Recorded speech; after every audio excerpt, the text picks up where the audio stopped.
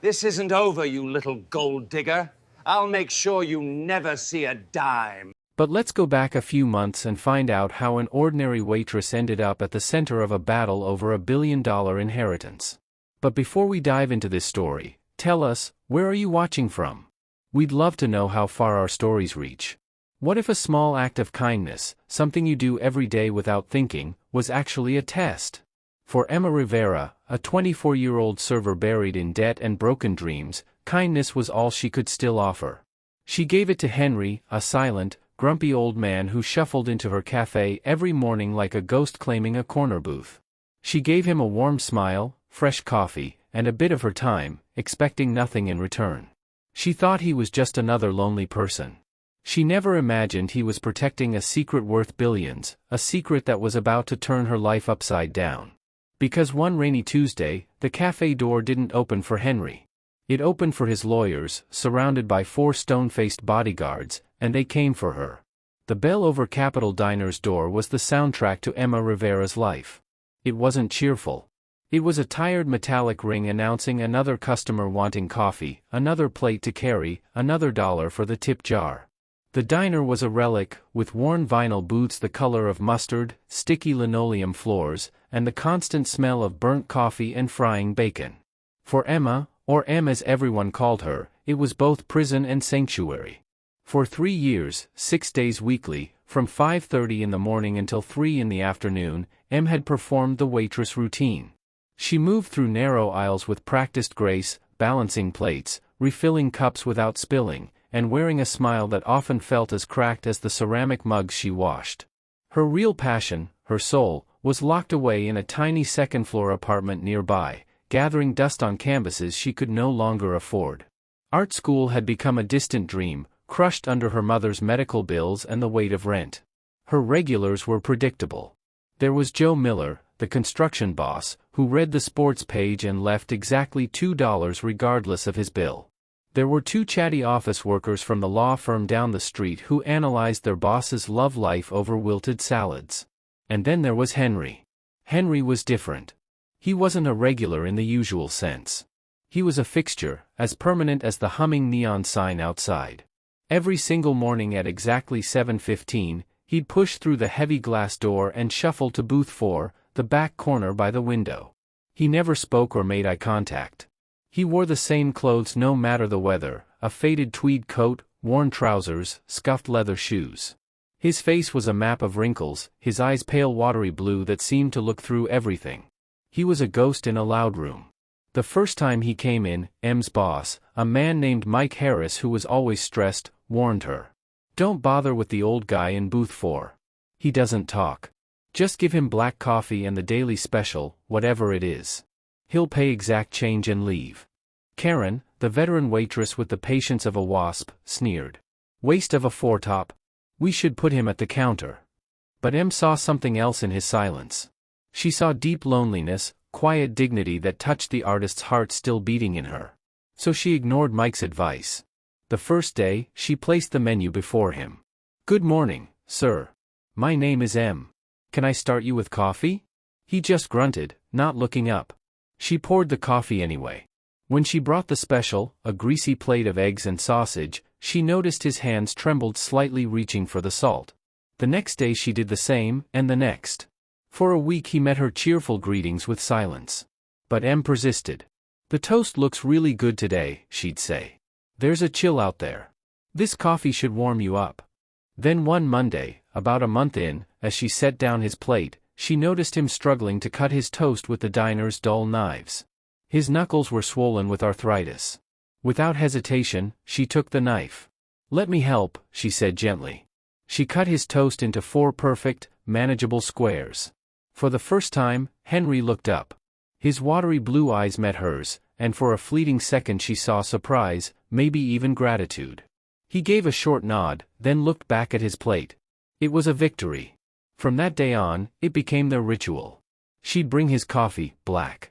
She'd bring the daily special, and she'd always cut his toast.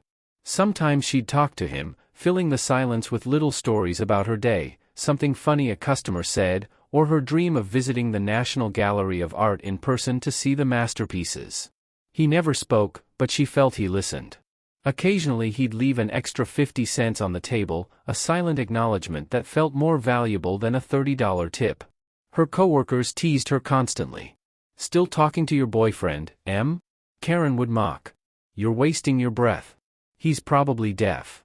"Leave her alone," Mike would grumble from the grill. "If she wants to talk to a brick wall, let her. At least he doesn't complain." Em didn't care.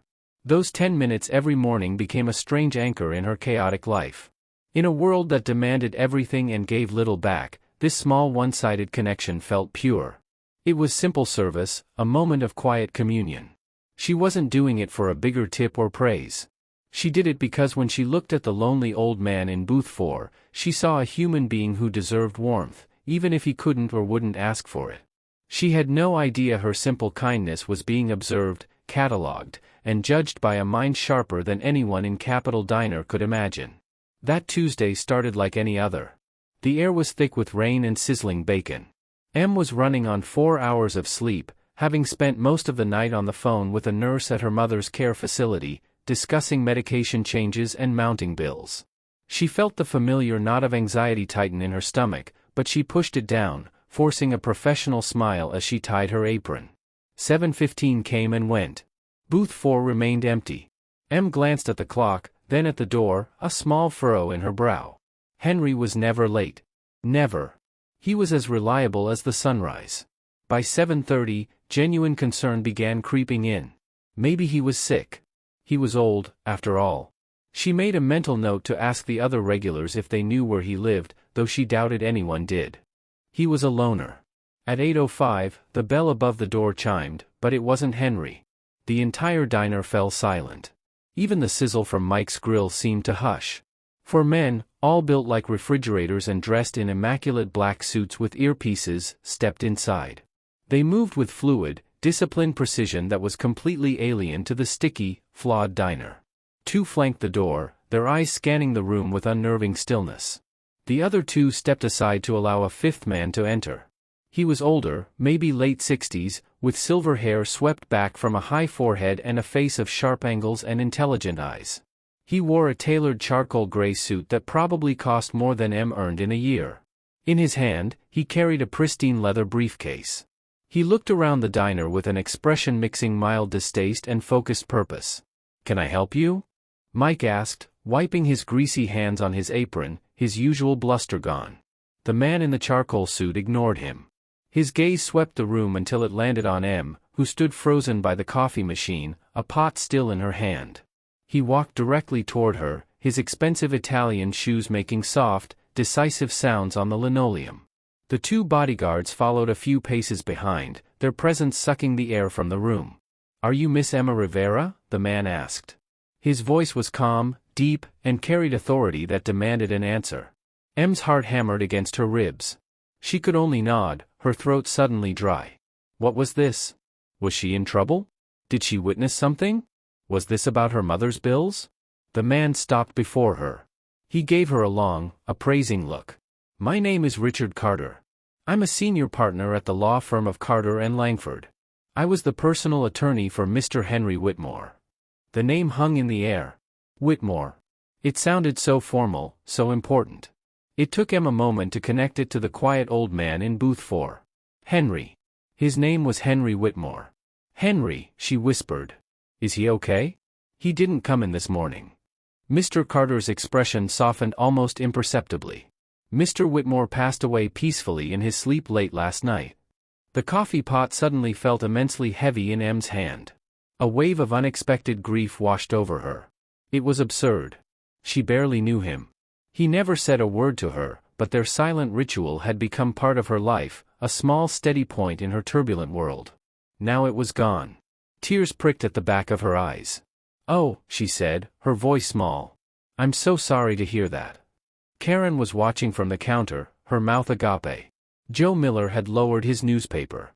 The entire diner was wrapped in silence, witnesses to a drama they didn't understand. Mr. Carter nodded curtly, as if acknowledging a required pleasantry. Mr. Whitmore was a very specific man with very specific instructions. His final will and testament contains a provision requiring your immediate presence. If you would be so kind as to gather your things, a car is waiting outside to take us to my office for the reading. M stared at him, bewildered. A will? Me? I think you have the wrong person. I just served him coffee. There's no mistake, Ms. Rivera, Carter said, his voice firm but not unkind. Mr. Whitmore was quite clear. Your name is Emma Rivera. You're a waitress at this establishment. And for the past year and a half, you've cut his toast into 4 equal squares every morning without fail and without ever being asked. The detail was so specific, so mundane that it stunned M into silence. He had noticed everything. Not only had he noticed, but he'd told his lawyer about it. Mike, she said, turning to her boss, who looked pale and confused. I don't know what this is. Go, Mike grunted, finding his voice. Go on. Karen can cover your tables. Karen shot Em a look of pure venomous envy, but didn't dare argue. Numbly, Em untied her apron, her hands shaking. She placed it on the counter, grabbed her worn satchel from the break room, and walked back out into the diner. The 4 bodyguards and the lawyer formed a protective circle around her, creating a bizarre bubble of wealth and power in the humble diner as they escorted her out the door, leaving the entire staff speechless. Em felt a dizzying sense of unreality. The cold, damp air hit her face. A sleek black Lincoln Continental was idling at the curb, its engine a low purr. One of the bodyguards opened the door for her. As she slid onto the plush leather seat, a seat more luxurious than any piece of furniture she owned, she looked back at Capitol Diner. It looked small and sad under the gray sky. She had a terrifying, electrifying feeling that she would never see it the same way again. The ritual was over. Something new and infinitely more complicated was just beginning. The ride to the law office was a silent, surreal journey through the city. Em stared out the tinted windows at familiar streets that now looked alien and distant. The car was an oasis of quiet luxury, smelling of leather and polish. Mr. Carter sat opposite her reviewing documents from his briefcase, his face an unreadable mask of professionalism. Em's mind was a whirlwind of confusion and dull, aching sadness for the old man she never truly knew. The offices of Carter and Langford were in the penthouse of a gleaming skyscraper in the financial district. It was worlds away from Capitol Diner. Marble floors, towering glass walls with panoramic city views, and hushed art-filled corridors greeted them. Em, in her faded jeans and worn sneakers, felt like a stray cat that had wandered into a palace.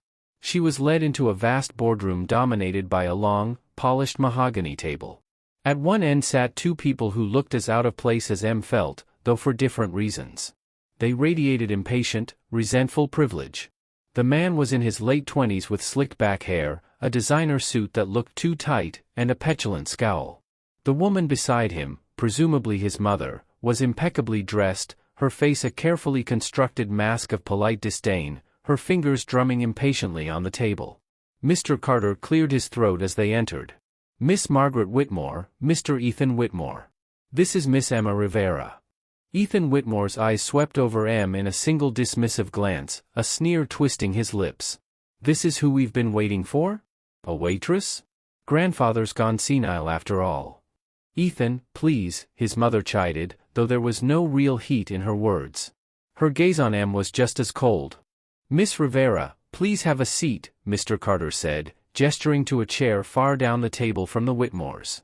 The distance felt intentional, a chasm between 2 different worlds. Em sat, her hands clenched in her lap. The bodyguard stood impassively against the far wall.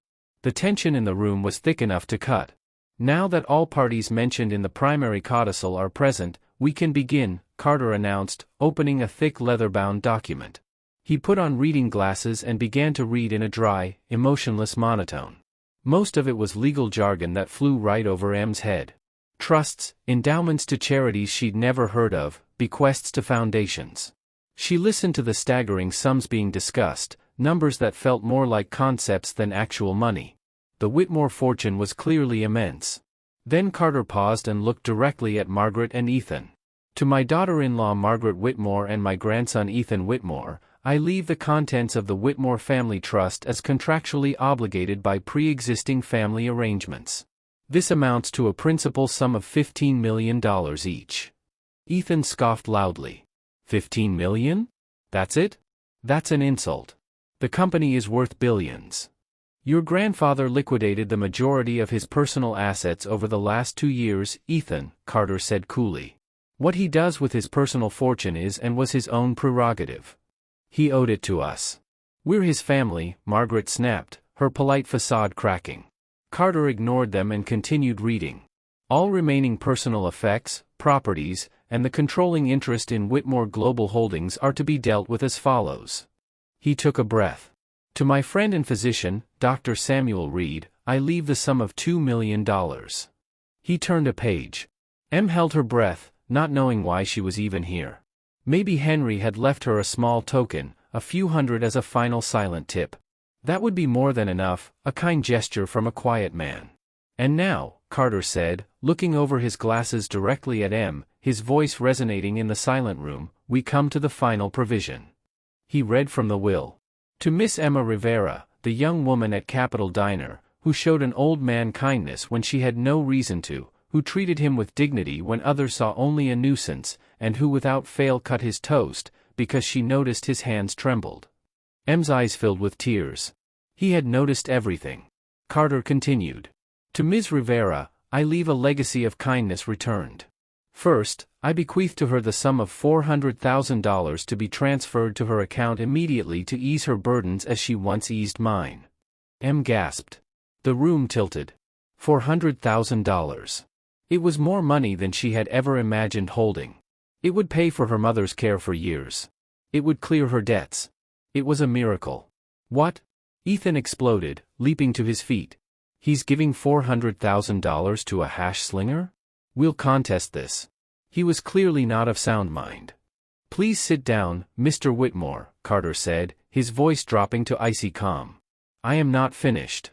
Ethan stared, then slowly sank back into his chair, his face flushed with rage. Carter adjusted his glasses and read the final sentence.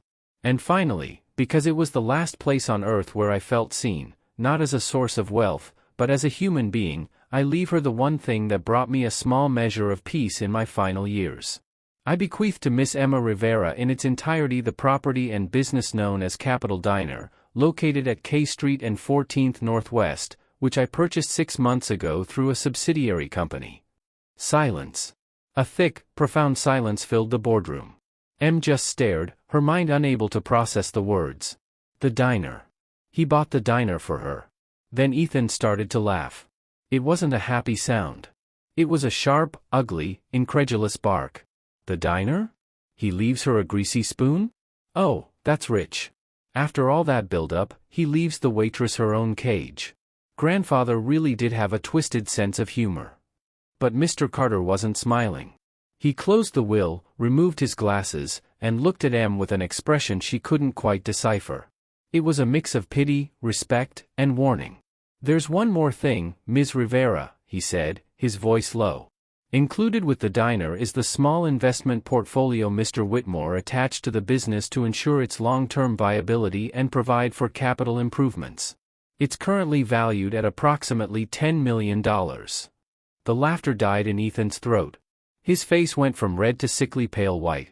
Margaret's perfectly manicured hand flew to her mouth. Em felt the floor drop out from under her. $10 million. The diner. It wasn't a cage. It was a kingdom. The grumpy, silent old man she'd served coffee to, the man she felt sorry for, wasn't just wealthy. He was Henry Whitmore, founder of Whitmore Global, a corporate titan, a king of industry who had hidden in plain sight. And he had just handed her, a broke art student slinging hash in a greasy spoon, the keys to a new life. A life that, judging by the murderous look in Ethan Whitmore's eyes, was about to become very, very dangerous. Leaving the law office was like stepping out of a hyperbaric chamber and into a hurricane. The bodyguards escorted Em back to the Lincoln Continental, shielding her from the furious, sputtering insults of Ethan Whitmore, who had followed them into the hallway. This isn't over, you little gold digger, he seethed, his face contorted with rage. I'll have my lawyers crawl over every inch of this. You won't see a dime. Em didn't respond. She was in profound shock, her mind numbly replaying Mr. Carter's words. $10 million. The diner is yours. Mr. Carter had given her his card and a thick folder of documents. A financial advisor will call you tomorrow, Ms. Rivera. Don't speak to anyone, especially the Whitmores. If they contact you, call me immediately. Mr. Whitmore anticipated their reaction. The car dropped her off in front of her rundown apartment building. The contrast was jarring. One moment she was in a world of mahogany and billions. The next she was climbing the creaky, dusty stairs to her tiny apartment. She unlocked the door and stepped inside, the folder clutched to her chest like a life raft. Canvases were stacked against the wall. Her easel stood empty in the corner, a silent testament to a life deferred. The first thing she did was call her mother's care facility. With a trembling voice, she spoke to the financial administrator and paid the entire outstanding balance, then paid for the next 2 years in advance, requesting a private room and the best possible care for her mother. The relief that washed over her was so immense it brought her to her knees. She sat on her floor and wept, not from sadness, but from the sudden crushing release of a burden she'd carried for so long. The next morning, Em didn't go to the diner. She couldn't. What would she say? How could she walk in there? Instead, she went to the bank with a cashier's check for $400,000 that Mr. Carter had prepared for her. The bank manager, who usually treated her with polite indifference, ushered her into his private office with newfound sycophantic respect. The world had already begun to shift around her. By afternoon, she knew she couldn't hide forever. She had to face them. Taking a deep breath, she walked the familiar blocks to Capitol Diner. It was the middle of the lunch rush. Through the window, she could see Karen looking hassled and Mike sweating over the grill. She pushed open the door. The little bell chimed. Every head turned. Conversation stopped. Mike looked up from the grill, spatula in hand. Karen, holding a tray of burgers, froze mid-stride. They had all heard. The gossip from Joe Miller, who'd witnessed the lawyer's arrival, must have spread like wildfire. Mike said, his voice uncertain. Hi Mike, she said, her voice surprisingly steady. She walked up to the counter. I guess you've heard. Heard you came into some money, Karen said, setting her tray down with a thud. There was a sharp, envious edge to her voice. Decided you're too good to show up for your shift, huh? Karen, Mike warned. No, it's okay, said. She looked from Mike to Karen, then to the other staff peeking out from the kitchen. These people had been her world. It's true. Henry, Mr. Whitmore, he left me some money. And he left me the diner. A collective gasp went through the staff. Mike's spatula clattered onto the grill. He what? Mike stuttered. I own this diner. I've owned it for 30 years. M's heart sank. This was the part Mr. Carter had warned her about. She opened the folder and pulled out a document. According to this, Mike, you sold the diner 6 months ago to a company called HW Investments. You've been operating as a salaried manager since then. Mike stared, his face turning ashen. HW Investments. They offered me a fortune, more than this place was worth.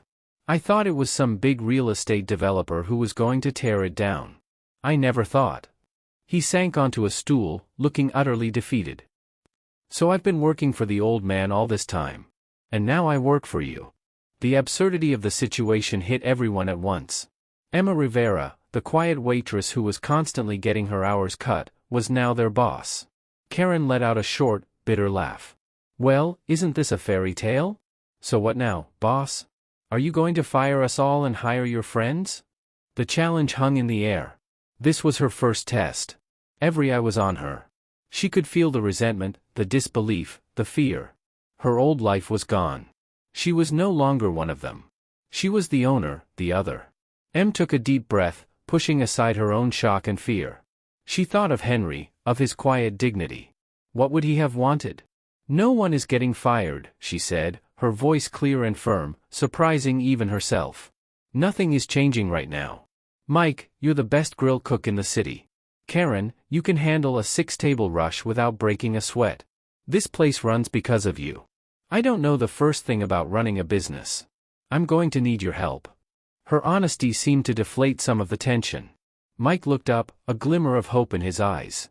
Karen just scowled, unconvinced. So what's your big plan? Karen challenged. Are you going to start serving champagne and caviar? No, Em said, a small smile touching her lips for the first time. But I am going to buy a new coffee machine and a knife sharpener, and we're going to fix the air conditioning. It was the right thing to say. A few of the kitchen staff chuckled. These were their daily complaints, the small miseries of their job. Hearing them acknowledged by the new owner, their former coworker, meant something. Just then the bell on the door chimed again. A man in a messenger uniform stood there. Package for Emma Rivera. He handed her a slim, elegant box from Carter and Langford. Puzzled, Em signed for it and opened it. Inside, nestled on a bed of velvet, was a single old-fashioned brass key and a handwritten note on heavy cream-colored stationery. The handwriting was shaky, but clear. It was from Henry. "My dear Emma," it began. "If you're reading this, then the world knows my secret and you've received my gift. The money is for your freedom. The diner is for your heart. This key is for your future. It opens my private study.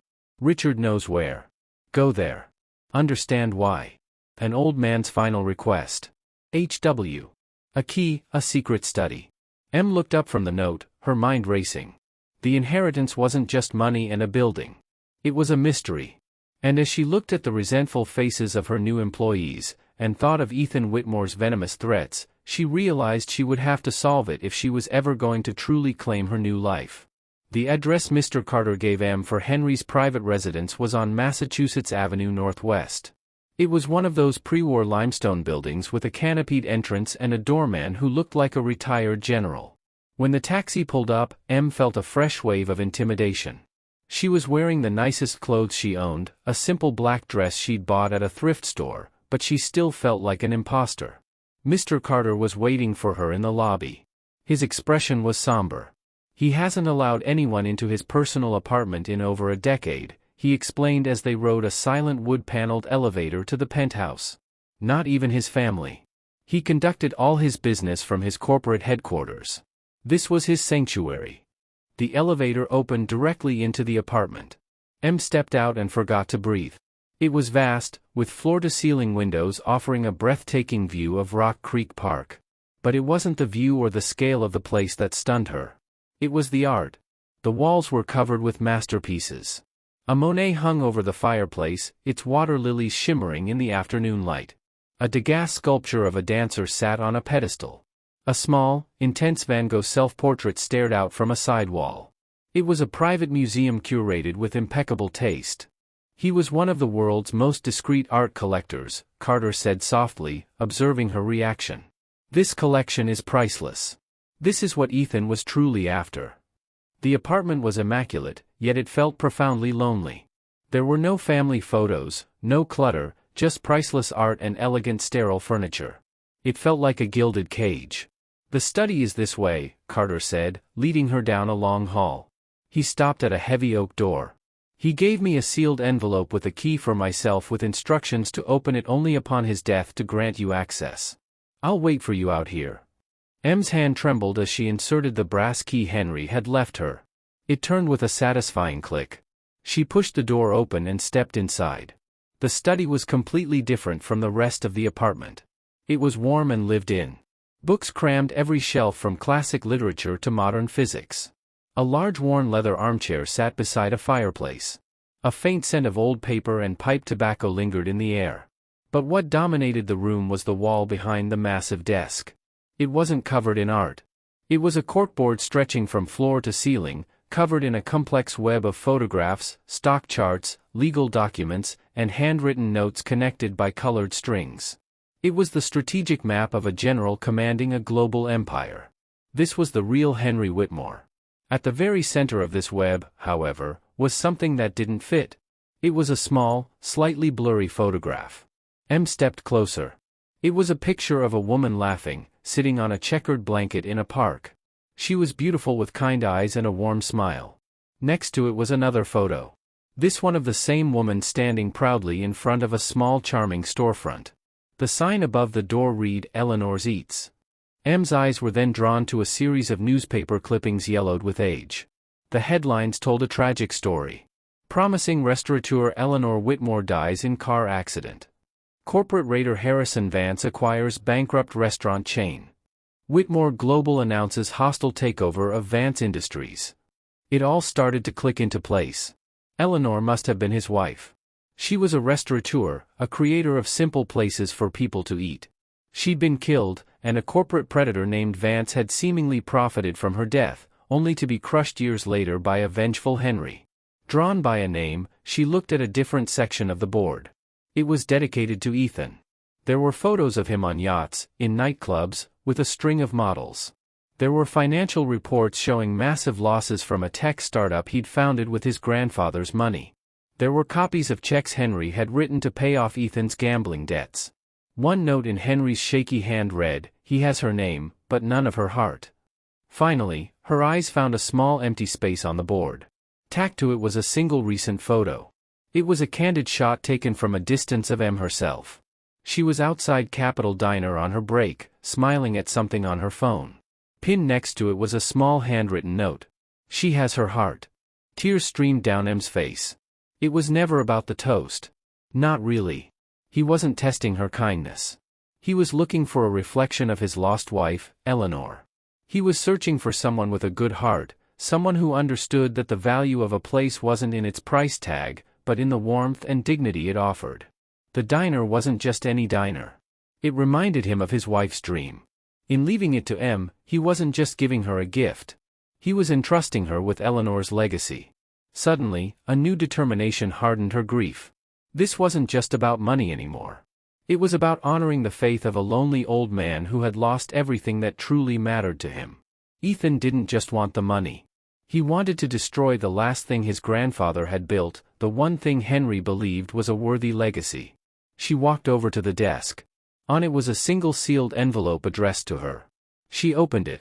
Inside was a letter and a stock certificate for a single share of Whitmore Global. The letter read, "Emma, knowledge is power. This single share gives you the legal right to attend the annual shareholder meeting next month. Ethan will be there. He will try to seize control of the board. He thinks you're a nobody. Prove him wrong. Everything you need is in this room. Your friend, Henry." M looked around the study, at the web of power, at the story of love, loss, and revenge. It was a complete dossier on the Whitmore Empire and its enemies. Henry hadn't just given her a diner and a fortune. He had given her an arsenal. The war with Ethan Whitmore was coming, and Henry had just armed his most unlikely soldier for the fight of her life. The following weeks were a blur of transformation for M. She spent her days at the diner and her nights in Henry's study. Mr. Carter had arranged for her to have unlimited discreet access to the penthouse. The bodyguards, now on her payroll, would drive her there after her shift at the diner.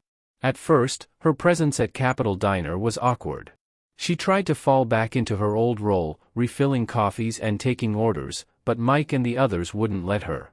"You're the owner now, M," Mike said gently, taking a coffee pot from her hand one afternoon. "You should be in the office looking at the books. Let us handle this." He was right. She retreated to the tiny cluttered back office and began to learn. With the help of the financial advisor Henry had arranged, she started to understand profit margins, supply chains, and payroll. The $10 million portfolio wasn't just a lump sum. It was a carefully managed fund designed to generate steady income, more than enough to cover the diner's expenses and a handsome salary for her. She gave the entire staff a raise, starting with Mike and Karen. Karen, who had been her harshest critic, was the most resistant to the change. She watched M with suspicion, as if waiting for the other shoe to drop. The turning point came one sweltering afternoon when the ancient air conditioner finally died with a groan and a puff of smoke. The kitchen became an inferno. "That's it. I quit," Karen announced, throwing her apron down. "I'm not working in a sauna." The old M would have pleaded with her. The new M nodded. "You're right," she said calmly. "It's unacceptable." She got on the phone. Within 2 hours, a team of technicians was there installing a brand new top-of-the-line commercial air conditioning system. She paid for the emergency installation without blinking. The next day, the diner was cool and comfortable. Karen came back to work, didn't say a word, but started calling her boss, and for the first time, it didn't sound like an insult. M had earned a sliver of respect, not with words, but with action. Her evenings belonged to a completely different world. Inside Henry's study, she transformed into a student of corporate power. With Mr. Carter serving as her hesitant instructor, she started decoding the intricate network displayed on the corkboard. She absorbed lessons about shell corporations, hostile acquisitions, and shareholder battles. She pored over Henry's personal diaries, filled with his reflections on business, existence, and his endless mourning for Eleanor. She discovered details about Ethan's irresponsibility, his catastrophic business ventures financed by his grandfather, and his deep-rooted bitterness. She uncovered Henry's final strategic move. During his last years, he had been methodically dismantling portions of Whitmore Global, making the central company more streamlined but simultaneously more exposed. He had transformed most of his personal wealth into a network of unnamed charitable trusts. Ethan's inheritance had been deliberately restricted. Henry had intentionally deprived his grandson of the resources necessary for an effortless corporate conquest. Ethan believed he was receiving an empire. Henry had bequeathed him a war zone with insufficient troops. The single advantage Ethan possessed was the backing of several crucial board directors who remained devoted to his father and viewed him as the legitimate successor. His strategy, as reconstructed from Henry's documentation, was transparent. At the forthcoming annual shareholder assembly, he would demand a confidence vote against the existing CEO, a supporter selected by Henry, and leverage his family legacy plus his supporters' backing to install himself as chairman. "He can't achieve outright victory," Mr. Carter clarified one evening, indicating a diagram of principal shareholders. "But he can generate disorder. He can frighten the investors, collapse the stock value, and attempt to compel a sale to a competing corporation who'll position him as a controlled leader. His pride won't accept anything below absolute authority, even if it requires destroying the empire completely." "So how do we prevent him?" M inquired, examining the solitary share certificate on the workspace. It appeared so meaningless. "We employ the single weapon Henry provided you, the truth," Carter responded. "That solitary share grants you entry to that chamber and the privilege to address the shareholders. We can't defeat him through voting, but potentially we can outmaneuver him strategically." Laboring deep into the night hours, they constructed a strategy. It was audacious, frightening, and depended completely on M's capacity to enter the most significant platform of her existence and persuade a chamber filled with predators that a server from a modest cafe understood better than the successor to the Whitmore wealth. The morning of the shareholder assembly arrived. M positioned herself before the full-length mirror in Henry's penthouse sleeping quarters. She wasn't dressed in thrift store clothing. Mr. Carter had demanded she employ a professional stylist. She wore a straightforward but flawlessly fitted navy blue business suit. Her hair was arranged back in a tidy style. She appeared professional, composed, and self-assured, but internally her heart resembled a caged bird. "You're prepared," Mr. Carter stated from the entrance. He observed her, and for the initial time she detected a sincere smile crossing his face. Henry would feel proud. Two of her security personnel accompanied her. As she traversed through the polished entrance hall of the Whitmore Global Tower, she spotted him. Ethan stood with his supporters laughing, radiating cockiness. He noticed her, and his expression solidified, his expression transitioning from astonishment to mocking amusement. "Well, well, observe what appeared," he proclaimed loud enough for surrounding people to hear. "Arrived to deliver coffee, darling?"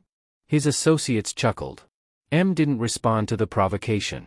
She connected with his stare, her expression indecipherable. "I'm a shareholder, Ethan," she declared, her voice transparent and unwavering. "And I possess the privilege to be present." She advanced past him, maintaining her posture, and entered the lion's territory, abandoning him temporarily without words. The confrontation had commenced. The conference chamber resembled an arena of corporate dominance. A huge U-shaped surface was occupied by the board of directors, individuals with stern expressions and costly attire. Rows of seating behind them held significant shareholders, financial analysts, and journalists. M, escorted by Mr. Carter, occupied a chair in the initial row designated for shareholders. She sensed countless eyes focused on her, murmuring, questioning her attendance. The assembly commenced with monotonous presentations and economic updates. M listened, her hands gripped firmly in her lap. Then the presiding officer invited new matters. Ethan promptly rose. He was a gifted speaker, captivating and self-assured. He discussed heritage, his family's reputation, and an ambitious fresh perspective for the future. He characterized the present administration as inactive and lacking creativity. "My grandfather represented a legend," he projected, but his era has concluded. Whitmore Global requires fresh leadership, a transformed course to remain competitive in the modern century. It requires a Whitmore in command. He subsequently formally introduced his proposal, a confidence vote against the CEO, and the designation of himself, Ethan Whitmore, as the fresh chairman of the board. A strained murmur circulated through the chamber. Ethan's supporters on the board vocalized their approval. It was apparent he possessed momentum. The CEO, a competent but uncharismatic individual named George Riley, presented a feeble defense that was rapidly dismissed. "Does anyone else desire to address this proposal before we conduct the vote?" the chairman inquired, his observation scanning the chamber. This was the moment. With a wordless gesture from Mr. Carter, M stood upward. A surge of bewildered whispers spread through the audience. "Who is she? What's she doing?" Ethan displayed a condescending smile. "I believe the platform is for shareholders, not the service personnel." "I am a shareholder," M stated, her voice magnified by the microphone at her position. It wavered somewhat initially, then discovered its power. "My name is Emma Rivera." She didn't observe Ethan. She observed the expressions of the board directors, the investors. Mr. Whitmore discusses his grandfather's heritage. "I'm present today because I similarly was a component of Henry Whitmore's heritage. Not the heritage of billions and corporate acquisitions, but the heritage of his concluding years." She narrated her account. She didn't embellish it. She communicated straightforwardly and truthfully about Capital Diner, about the reserved elderly gentleman in booth 4, about dividing his toast because his hands shook. The chamber, initially contemptuous, became silent, listening attentively. "You understand, in his final years, Henry Whitmore wasn't focused on obtaining additional companies. He was focused on a single element, character. He dedicated his days in a modest cafe observing individuals. He wasn't seeking the subsequent excellent CEO. He was seeking straightforward honest decency." She subsequently directed her attention toward Ethan. Ethan Whitmore discusses an ambitious fresh perspective. "Henry Whitmore's confidential documentation, which he entrusted in my possession, demonstrates Ethan's perspective quite transparently." Mr. Carter rose and positioned a folder before the chairman. "Duplicates for the board," he stated seriously. M proceeded, her voice resonating with conviction. "A perspective that generated a $50 million deficit on an unsuccessful technology enterprise. A perspective that necessitated his grandfather to settle over $4 million in personal wagering obligations. A perspective of such carelessness that Henry Whitmore in his personal handwriting recorded, 'My grandson possesses the ambition of royalty, but the discernment of a fool.' He didn't bequeath his empire to Ethan, not from malice, but from a fiduciary obligation to safeguard it from the one individual he understood would demolish it."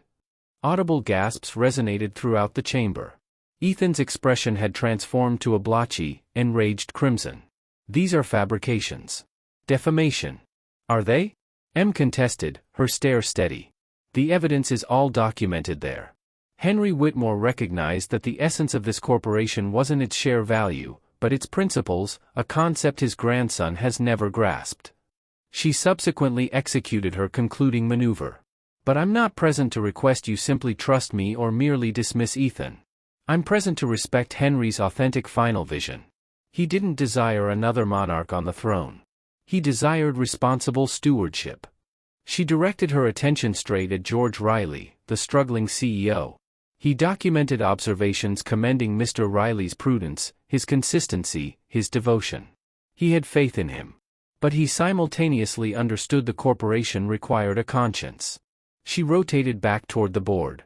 "Therefore, as a shareholder, I suggest an amendment to the corporation's constitution, the establishment of the Whitmore Legacy Foundation, to be financed by 10% of the corporation's yearly earnings, committed to supporting modest enterprises and financing educational grants. And I designate myself, Emma Rivera, proprietor of Capital Diner and Henry Whitmore's selected successor, to administer it." It was a brilliant tactical move. She wasn't requesting authority over the corporation, but rather a position of ethical influence within it. She had connected Henry's personal heritage directly to the corporation's trajectory, presenting the shareholders a narrative of salvation and meaning instead of a sordid power conflict. She had acknowledged the reliable CEO while simultaneously marginalizing Ethan, not with corporate maneuvers, but with a straightforward, compelling narrative of character. The chamber remained wordless for an extended moment. And then one of the most senior board directors, an individual who had been acquainted with Henry for 5 decades, initiated slow applause. Then, suddenly, the chamber accompanied him, investors, analysts, even certain of Ethan's own backers, mesmerized by the narrative and the masterful strategy, applauded. Ethan remained immobile, his expression a facade of complete defeat. He had been vanquished not by a corporate aggressor, but by a server with a narrative. The ballot was a procedural formality. Ethan's proposal was demolished. M's suggestion was embraced without opposition. Months elapsed. Capitol Diner underwent restoration. It was hygienic, luminous, and the kitchen was cutting-edge, but the deteriorated mustard-toned vinyl on Booth 4 remained intact, safeguarded beneath a transparent protective covering. A modest, refined brass marker was attached to the partition above it. It stated, "Henry's Corner." M divided her schedule between managing the diner with Mike as her generously compensated administrator and Karen as her remarkably devoted senior staff member, and supervising the fresh foundation which was already transforming existences. She ultimately possessed opportunity to create art again, her paintings now saturated with brilliant pigment. She had discovered the equilibrium she never realized she was pursuing, between her previous existence and her current one, between artistic expression and business, between compassion and authority. She had respected Henry's heritage, and in executing so had ultimately constructed her own. Emma's narrative is a compelling reminder that the most significant investments we can execute are not in securities or financial instruments, but in one another. A straightforward act of sympathy, a moment of respect extended to someone who appears to possess nothing, can expand outward in methods we can never anticipate. Henry Whitmore possessed all the wealth in existence, but he departed searching for something wealth could never acquire, authentic human connection. He discovered it in a humble cafe, in the hands of a server who selected to be compassionate. M didn't merely inherit a fortune. She inherited a responsibility, demonstrating that genuine wealth isn't what you possess but what you execute with it. Her narrative poses us a question: who are the silent Henrys in our own existences? And do we possess the sensitivity to recognize them? If this narrative of unexpected compassion and concealed strength affected your heart, please take a moment to select that like button to assist us share it with additional individuals. Inform us in the comments what you would have executed in M's position. And don't neglect to share this video and subscribe to the channel for more remarkable real-life narratives that demonstrate the most exceptional occurrences can transpire to ordinary individuals. Thank you for listening.